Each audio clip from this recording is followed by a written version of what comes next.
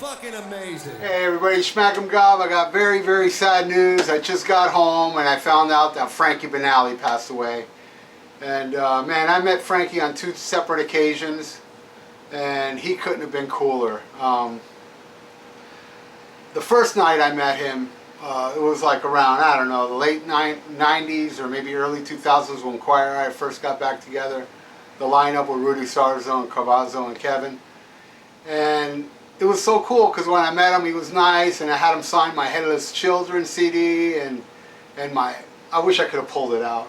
I have them, just take my word for it. In some Quiet Riot albums, all 4 members signed it. And so I met him, he was cool, met all 4, they were all cool. And then I went and hung out with my friends and then I got a tap on my shoulder and I turned around, it's Frankie. And you know, since he signed my W.A.S.P, he said to me, hey, just to let you know, I'm going to be working on the next W.A.S.P album. And I thought that was so cool. It's like, and then we just started talking after that. And wow, that was just so cool of him, you know, looking for me afterwards just to let me know he was working on the next W.A.S.P album.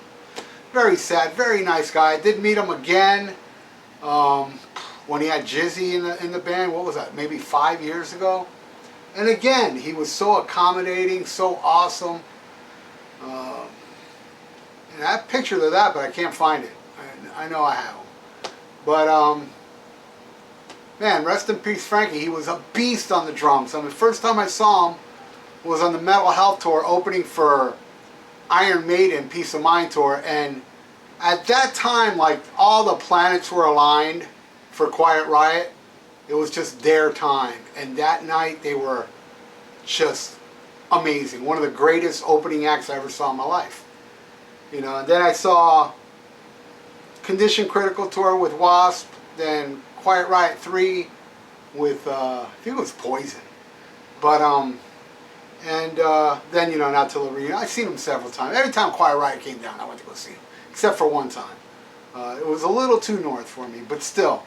I always made a point to go see, because I loved his drumming. He was such a badass drummer.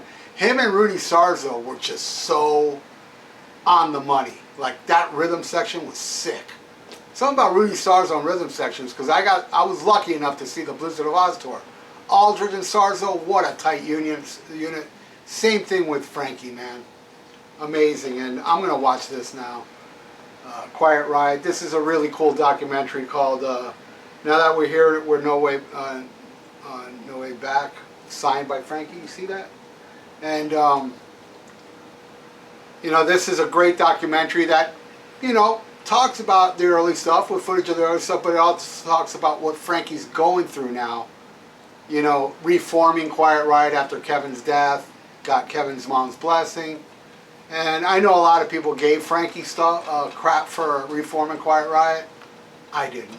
I love him. I love him, and, you know, and it's sad. And some of you may know, last year a very special person in my life got pancreatic cancer like Frankie, and she died in less than 3 months. And again, I want to thank everybody out there that donated for, you know, medical expenses. It was like, you guys are just so awesome. But she was diagnosed and 3 months later she was gone. Frankie, 16 months he fought it. And just like a couple days ago, he had a heart attack, cardiac arrest, lived it. I mean, the guy fought a great fight. And, man, you will be missed. You were such a Bonham-esque drummer. You were, I mean, he would nail those drums, man. And Quiet Riot would come down. It's like, I'm going for Frankie, you know? Because he was the only guy left, and plus, he's just a monster drummer. And a very thoughtful person, very nice to his fans. And I just wanted to give I just had to make this video. I wanted to make a video last week about Pete Way, because I'm a huge UFO fan too. So I didn't have time, so I'm doing it now. I also want to tack in, you know, Pete Way was a badass rock star, man. Great, great bass player. I own all that UFO stuff, the classic stuff, even that first album, the bluesy album. And I love the Paul Chapman era, the Wild Willing, probably my favorite one. And I have to cut in now because I forgot to bring up that Paul Chapman also recently passed away on his birthday. So I had to bring that in. I think the UFO albums with Paul Chapman are extremely underrated. everybody thinks about or talks about the Schenker era, but man, you got to check out those Chapman albums. They're awesome. Well, back to the video. And the first time I saw UFO was, or maybe it was the second time, I can't remember, because I did see them open for Cheap Trick, but another time I saw them, I did see UFO recently, like, I don't know, 4 or 5 years ago, but without Pete Way. I'm just talking about the Pete Way era. I was going to the show. It was at the Orange Bowl. It was Foreigner headlining, Ozzy Osbourne with Randy Rhoads, and you know, it was the Diary of a Madman, UFO, and I forget who else. Well, anyway, right before that show, a day or two before it, was the plane crash that killed Randy Rhoads. I almost didn't go, but you know what? It was UFO. I was like, I got to see UFO at least, you know, so I ended up going. And here's a great picture from that day. Look at that awesome picture of Pete Way, man, at the Orange Bowl at that show. It was awesome. It was a great... I never got to see him with Schenker, unfortunately, and I envy all you that have.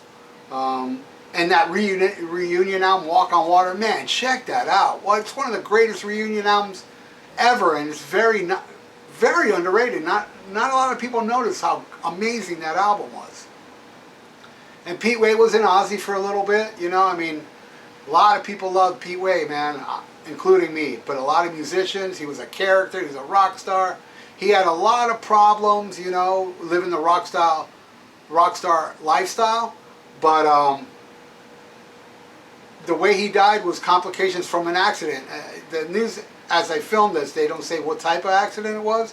But he had an accident, and, you know, like, I don't know, a few months ago, or maybe even sooner than that, and he died from complications. So rest in peace, Pete Way and Frankie Banali, two great musicians, and a huge part of the soundtrack of my life. Great work on Headless Children, Frankie, and of course the Quiet Riot, and you know, he also played on Crimson Idol and so on. But it's a sad day, man. I hate making this video, but you know, just last week when he had the cardiac arrest, I was thinking, my God, you know, my poor friend Rhonda, I mean, she only lasted a few months. He's going on 16 months. I mean, that's a fighter, man. And believe me, Rhonda fought too. She fought hard. But it's a terrible, terrible form of cancer. It's, I believe, the most aggressive form. You know, it's like a percentage of surviving it, I think, is none, or very, very slim. I mean, I looked into it when my friend Rhonda had it, and I was just freaking out knowing that, man, it doesn't sound like she's going to make it. And how that cancer progressed on her was heartbreaking, man. It was just killing me. It was like, oh. So I also want to say, you know, rest in peace, Rhonda, you know. She was very special to me, and I miss her like crazy. And now Frankie dies from the same thing, and the great Pete Way, you know. It's just very, very sad that this has happened, but they're no longer suffering, and I saw what it did to Rhonda, and as sad as it was losing her, it was also a relief she wasn't suffering anymore. And I feel the same way about Frankie, man. He fought it 16 months, or maybe it was longer, I'm not sure. But I know he's had it for a long time. That when I first heard he got it, you know, and then seeing what Rhonda went through, I was like, man, Frankie ain't got long, and he fought it, man. He fought it hard. But so did Rhonda, man, and it took her too soon. It took Frankie too soon.